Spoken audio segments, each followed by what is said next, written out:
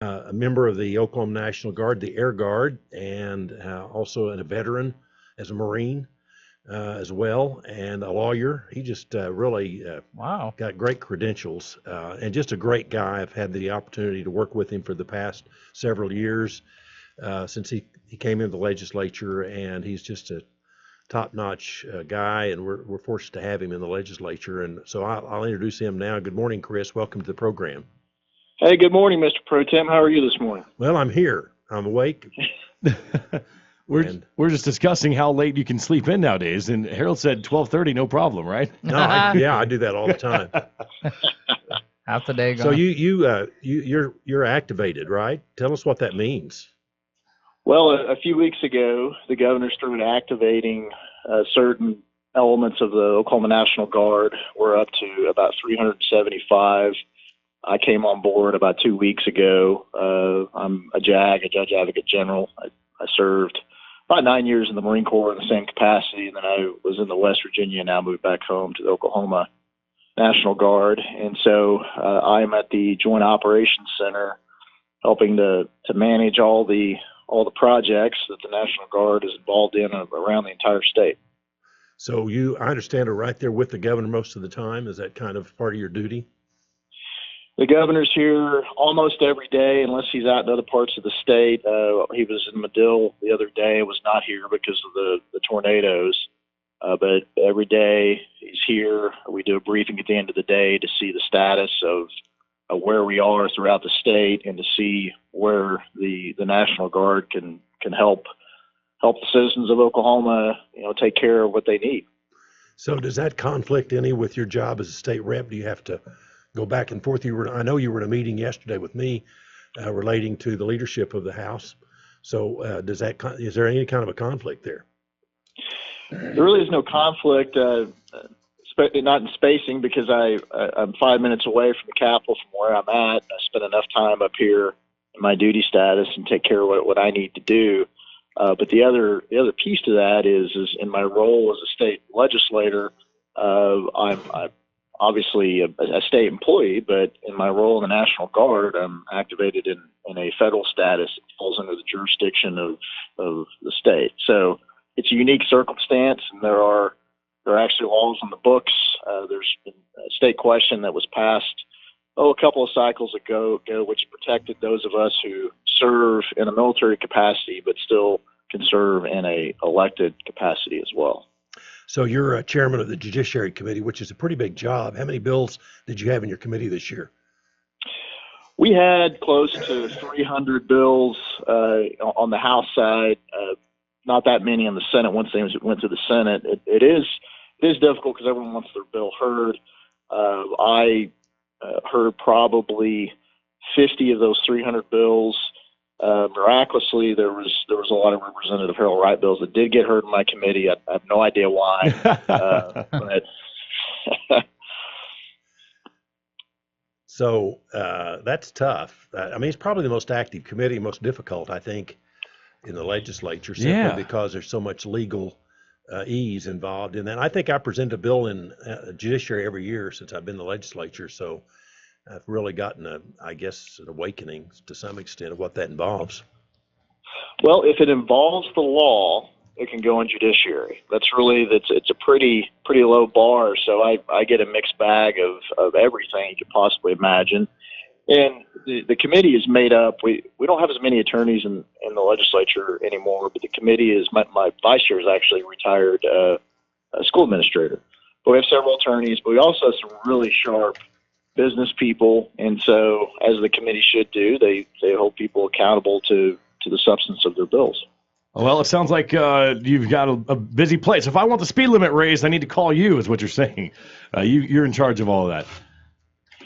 Well, I think your good representative there could also have something to do with that as well. And I do want to take a point of personal privilege. I hope the people in western Oklahoma out there know and understand. Obviously, Harold Wright is a dear friend of mine, but they were well represented beyond imagination for the past 12 years, and he is one of the few people, frankly, that when he leaves the Capitol after this year, that I'm going to miss.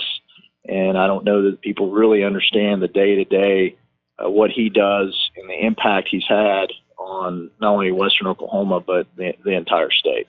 He didn't pay me to say that either. Yeah, right. He does pay me to say that, so I do. It's good.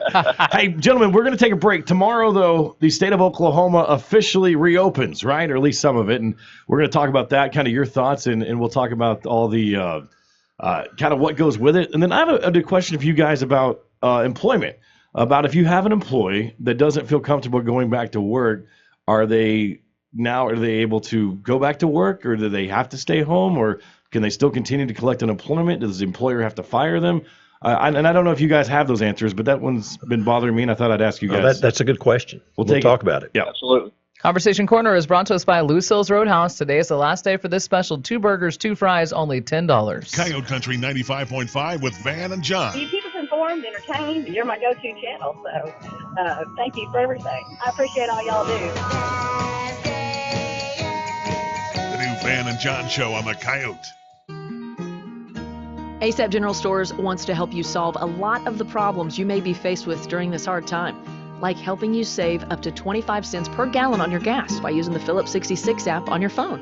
You can come by and pick up a fresh breakfast, lunch, or dinner and get many of your favorite beverages, as well as carrying a lot of the everyday items you may run out of around the house.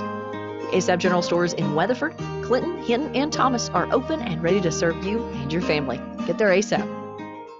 Take something bad and turn it into something very good. This is Corbin Dyson at Barber Dyson Ford. Hail damaged the majority of our vehicles recently, so we've dropped the prices by thousands of dollars. We can fix them. You can put the cash in your pocket. Ball's in your court. Plus, we're still offering 0% interest and all the rebates still apply. We've all been hit hard economically out here in Western Oklahoma. Here's the opportunity you've been looking for. The new vehicle you need just got a lot more affordable. I hope we can make your life a little better at Barber Dyson Ford in Elk City. Fungicide season's here. It's a very short window. Rodney Wilson with Wheeler Brothers Grain Company. We're looking for that flag leaf to come out and some head emergence. So it's very time specific, and I would say this next week to maybe the end of the month is going to be your most opportune time to spray a fungicide. It looks like it's going to pay out pretty well this year, and encourage producers to at least take a look at it. To learn more about fungicide application, call Wheeler Brothers Grain Company in Thomas and Hydro.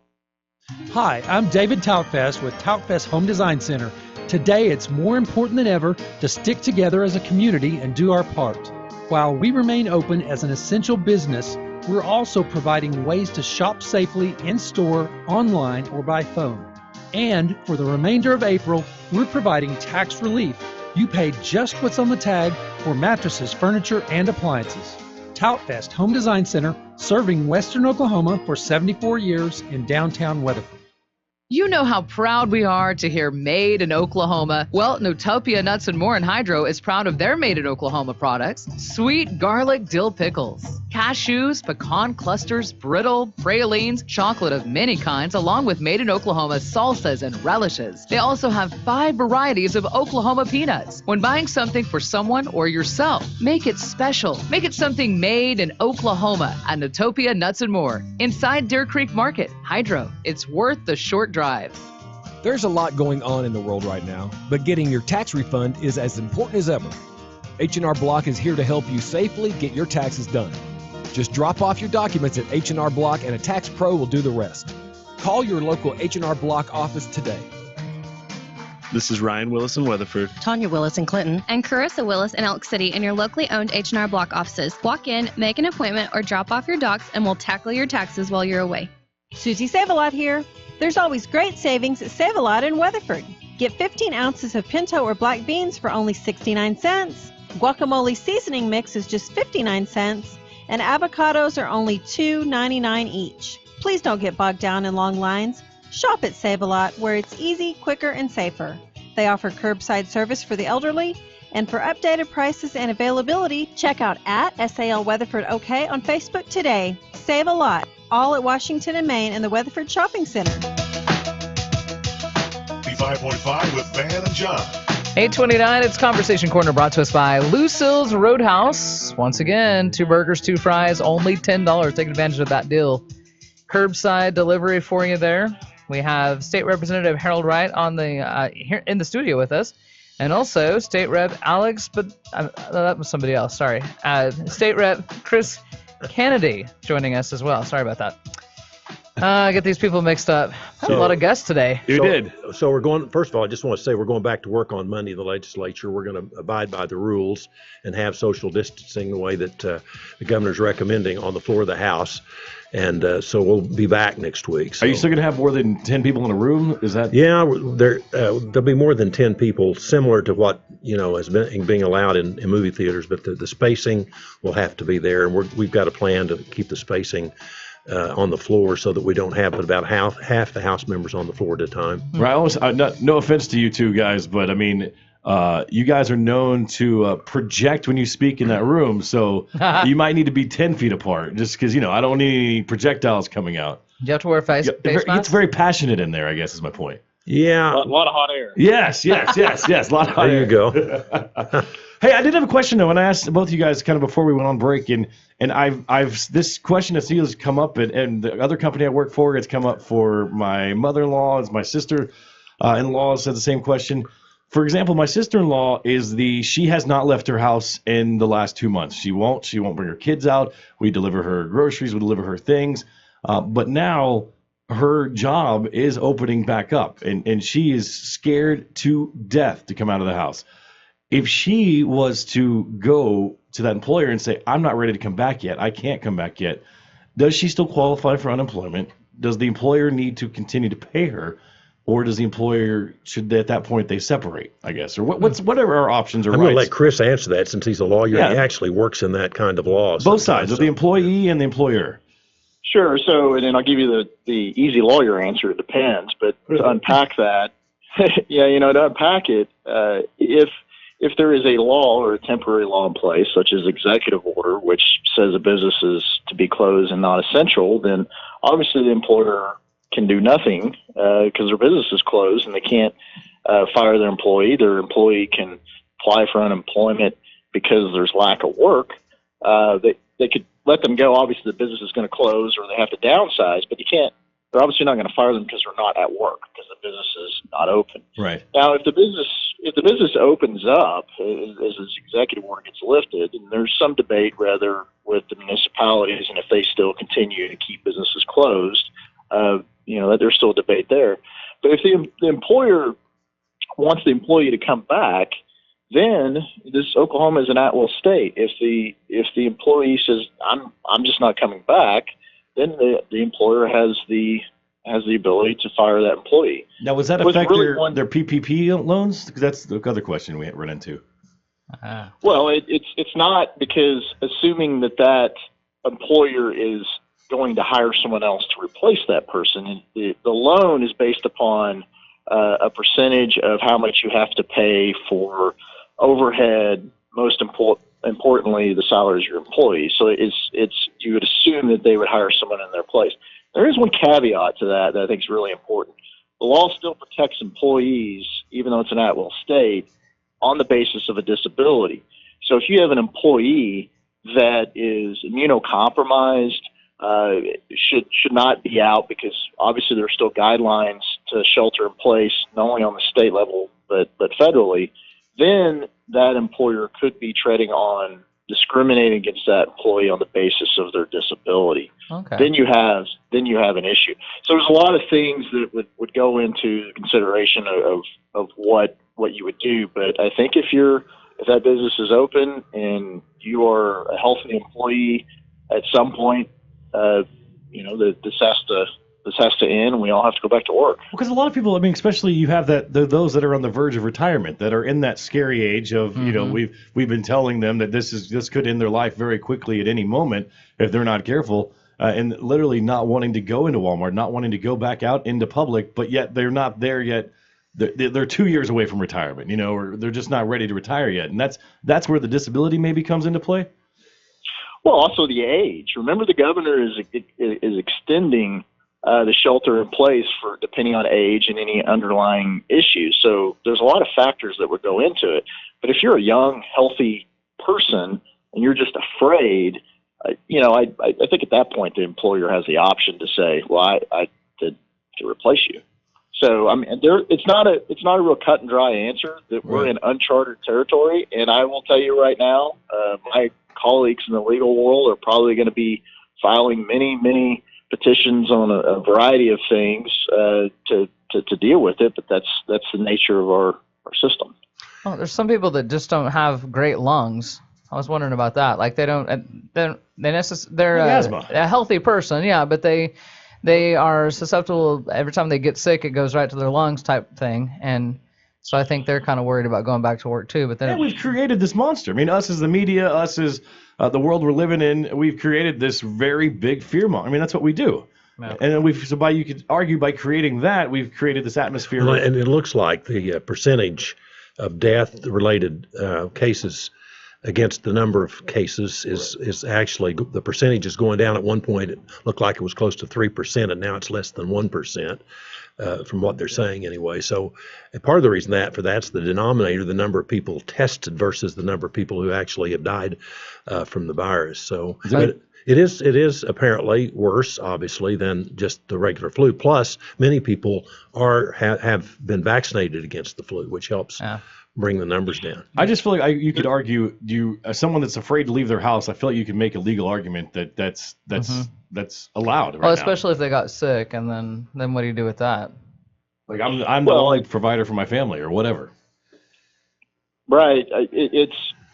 You brought up asthma. I mean, if you have a medical condition and a doctor says it is not, could be compromising for you to leave your house, it's different from just being afraid. Yeah, doctor's orders. Okay, that makes sense. But then you go back to, what if your kids have asthma and then you don't want to leave your house because you don't want to bring it back home? It's just, I don't know. Yeah. It's just, we don't know. I'm glad I'm not a lawyer, but I bet you make a lot of money right now.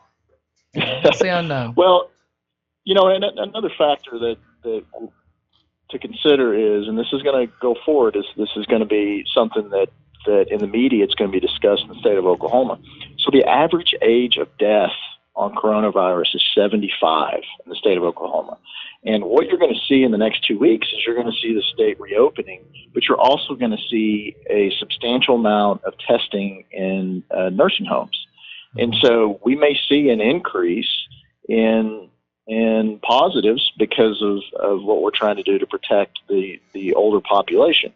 And so some people will see those numbers and then think that what we're doing is not working, but it's still because we're focusing on the most vulnerable, and the most vulnerable are those who are dying. Yeah. Like I said, the average age is 75. But that kind of drives me nuts, because you say, oh, that's average age is 75. That's 75. 75. Lived a pretty good life. It's like, hey, if you think about it, when you get up to like 65 or 70 years old, it's like, well, that's just 5 years from now. I'm pretty healthy. I might be around till I'm 100 or something.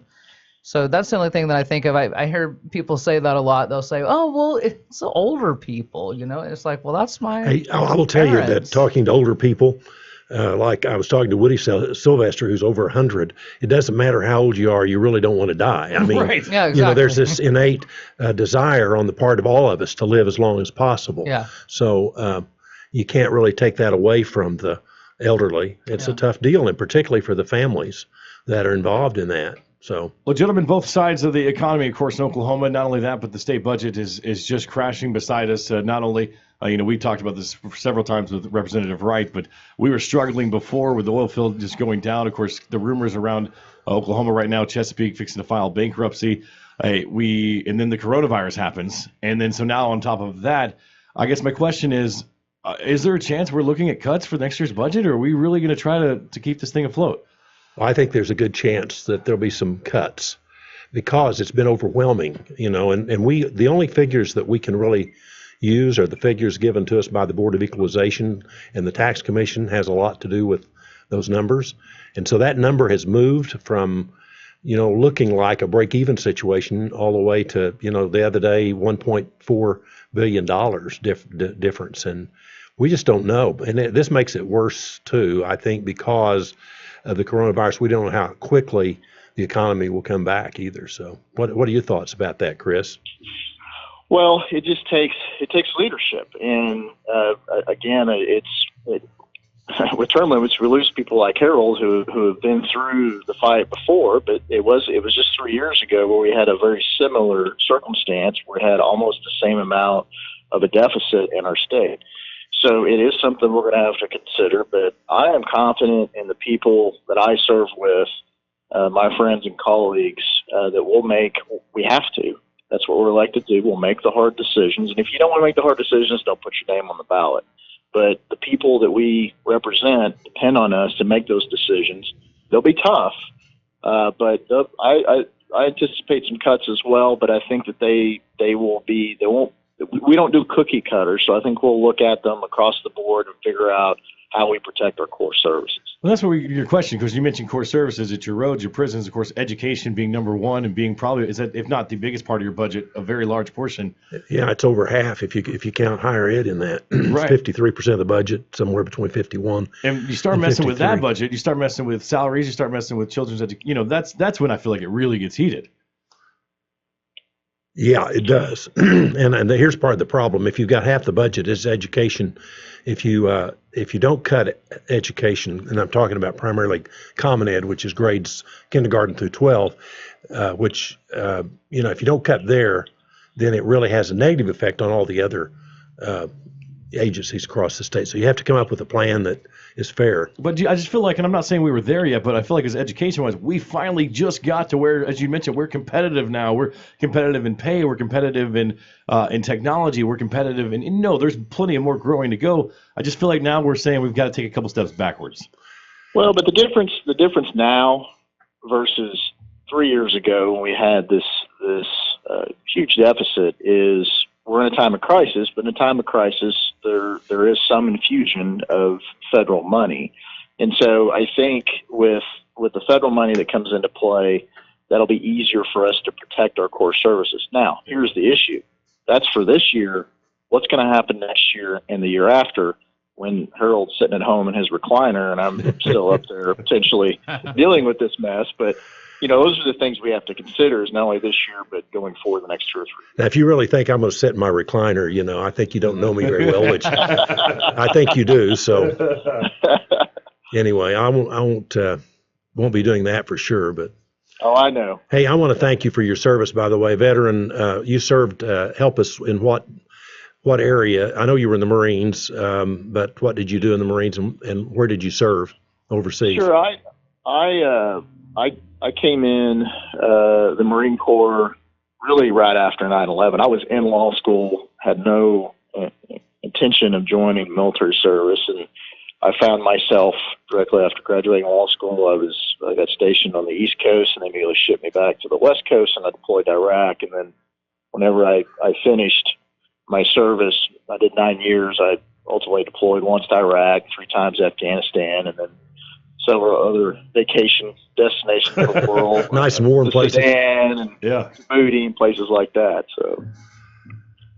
So we appreciate your service. Yes, I just wanted to personally thank you for that. And you continue to serve as an attorney, a lawyer, in JAG Corps for the Air Guard. The thing we think of most often is Tom Cruise and A Few Good Men. Yeah. You can't handle the truth. That's right. That's right. So thank you for your service, and we appreciate you being on the program today. Absolutely, gentlemen. It's good talking to you. I'll see you on Monday, Harold. All right. Be careful. Bye-bye. Thanks. Bye-bye. That's Representative Chris Kennedy and also State Representative Harold Wright. Thanks for being on Conversation Good Corner. to be with you as usual, and we'll report back next week on what happens. We're working on the budget. Hopefully get that out in the next week or two, and then come home. Get your mask. I've got one. Okay, good. Yeah. Good. Conversation Corner is brought to us by Lucille's Roadhouse. 2 burgers, 2 fries, $10.